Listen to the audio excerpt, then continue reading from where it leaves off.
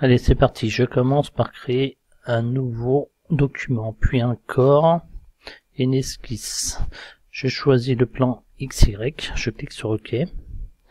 Je vais enlever les contraintes automatiques pour ma part. Alors ensuite,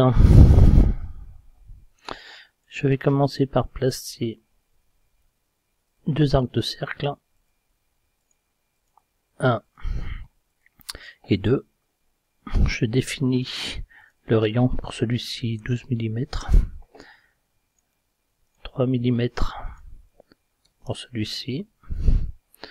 Ce que je veux, c'est qu'il soit sur cette ligne-là, et pareil pour ce point-ci.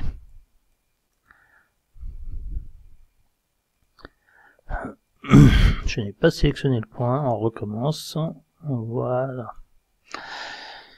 Je veux aussi lui donner une contrainte de verticalité entre ce point et celui-ci.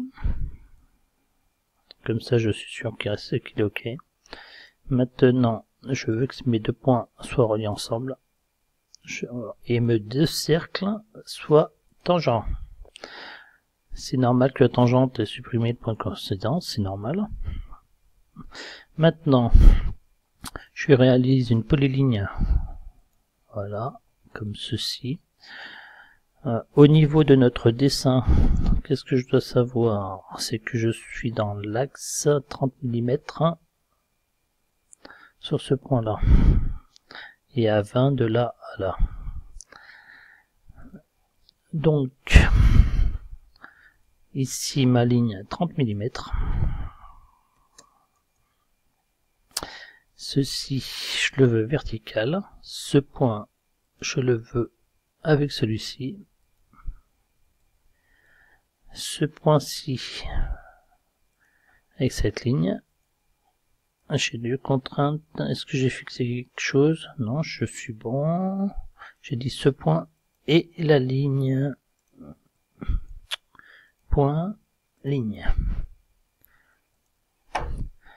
Donc, où on met la valeur de 0, alors j'aurais pu mettre, ça fonctionne aussi. Ensuite, cette cote-ci, là, je vais plutôt choisir le point 20 mm. OK. Cette ligne à l'horizontale. Maintenant, j'ai encore des degrés de liberté, c'est-à-dire celui-ci. Donc, volontairement, j'exagère. Je veux dire que cette ligne et celle-ci soient tangentes. Voilà. Je suis entièrement contraint. Ce que je fais une sélection. Je sélectionne ma ligne. Je fais une copie symétrique. Je resélectionne l'ensemble. Je sélectionne ma ligne verticale. Je fais une copie symétrique. J'ai 18 degrés de liberté, mais c'est sans importance. Je fais fermer. Je fais une protrusion. Donc concernant la hauteur de la protrusion, nous allons avoir une protrusion de, on va partir d'ici, c'est-à-dire 33 mm. C'est parti. 33. OK. Maintenant, nous allons nous occuper de réaliser la partie haute, c'est-à-dire celle-ci. Donc, je vais faire un cercle de 33, tout simplement. Et ensuite, au niveau du plat, je vais le placer à 22 plus 4. Donc, je sélectionne ma face, esquisse. Je crée un arc de cercle. Voilà. Je lui indique un rayon de 33 mm. Mon axe du cercle, je le mets au centre de ma ligne. Je sélectionne mes deux points, je les veux horizontales. Ça me permet d'avoir une symétrie parfaite. Voilà. Ensuite, là-dessus, je vais créer une polyligne. On va faire ça, ça, ça, ça et ça. Je veux que ce point il soit avec celui-ci. La même chose pour ces deux-là, donc je peux faire comme ça. Non. Voilà, sélectionner donc individuellement. Mes deux lignes, je les veux horizontales. Pour le reste, ça m'est égal. J'ai quand même besoin de cette cote de là à là. On a dit, hop, j'ai sélectionné la ligne avec, donc le point et le point. Cote verticale 26 mm. Comme je vous ai dit, c'est sans importance, vu que je vais faire une cavité. Je sélectionne ma tâche, cavité, je vais dire à travers tout. Voilà, c'est clair. On clique sur OK, c'est déjà pas mal. On revient sur notre dessin. Maintenant, je vais m'occuper de la partie basse. Bon, pour la partie basse, c'est un diamètre de 38, 4 mm, et ici, on voit qu'on a un décalage de 1 mm. Alors, allons-y. Je sélectionne ma face, esquisse. Je recommence. Non, j'aurais pas dû prendre un cercle. J'efface. Je vais prendre un arc de cercle. Je le fais n'importe où. Hein. C'est bien pour voir comment il faut s'y prendre. Ce point-ci, pareil, coïncident avec celui-ci. Ensuite, comme tout à l'heure, je fais une contrainte d'horizontalité. Nous avons dit un diamètre de 38. Voilà. Non, c'est un diamètre de 38, alors c'est 38 par 2. C'est pas grave. On récupère notre cote ici. Double-clic dessus. Donc on peut directement écrire 38 par 2. Voilà qui est mieux. Ensuite, j'ai dit que nous avons une ligne. Il me manque une petite cote. Il nous manque cette cote là, 46. Donc je vais partir de là, je vais venir là. 46 mm. Alors, on va prendre une polyligne. Hop, on va faire ça, ça, ça, ça. On continue comme ça. Quelque chose comme ça et comme ça. C'est bien ce que l'on souhaite. C'est un petit peu exagéré, mais ce n'est pas grave. On commence par joindre clic droit pour sortir. On joint nos points. Je joins mes deux points. Je suis OK. Cette ligne et celle-ci, je les veux horizontales. Actuellement, cette cote de là à là, c'est 1 mm. Ce point-ci à celui-ci, c'est 46 mm. Mais on voit qu'on n'est pas symétrique. Maintenant, je décale ça. Je veux que ce point et celui-ci, par rapport à ma ligne, il soit symétrique. Voilà. Ces deux lignes, je vais leur mettre une contrainte de verticalité. Et donc, d'ici à là, j'ai 4 mm, ou alors de là à là, j'ai 5 mm, c'est au choix. Bon, je vais faire de là à là 5 mm. J'ai dû cliquer à côté, donc j'ai bien dit de là à là. 5 mm. Cette ligne, j'ai dit horizontale. Et quelque chose d'important, c'est que je suis un petit peu fouillé, on va faire un petit peu de place. C'est que cette ligne et celle-ci sont égales. Je clique là-dessus, horizontale.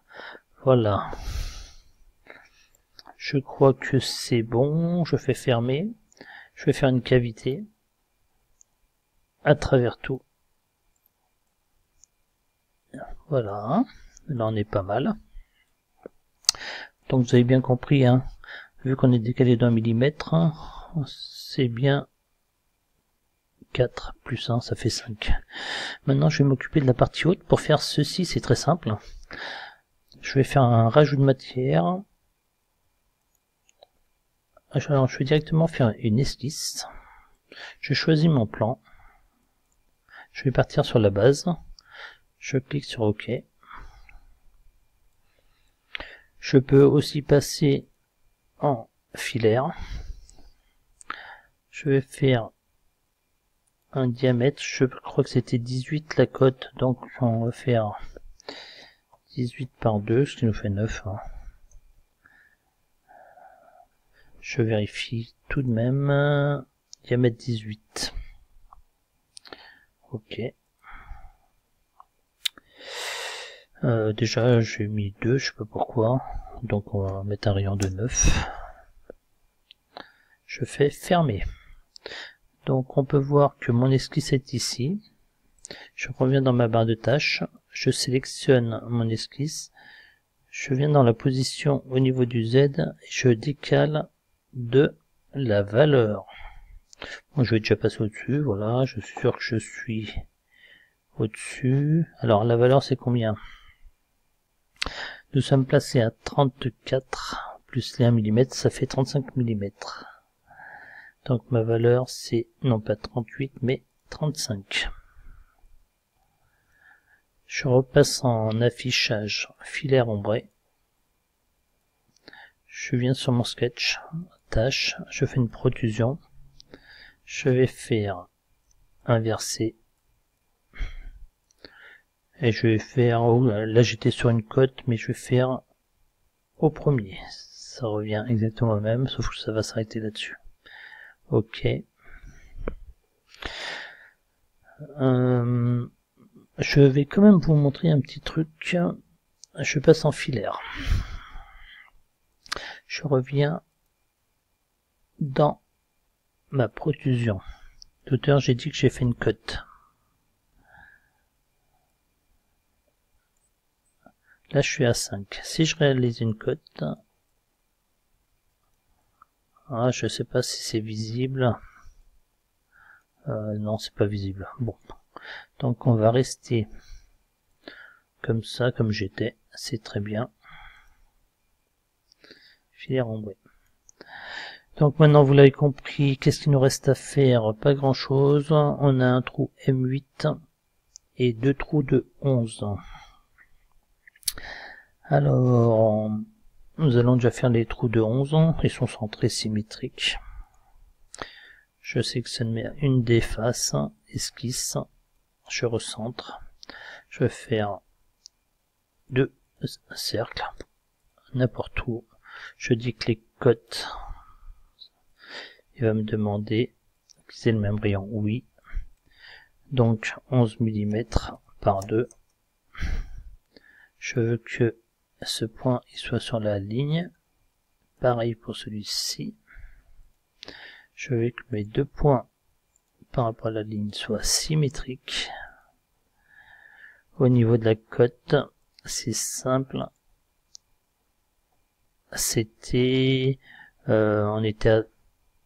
Je crois que c'était 60.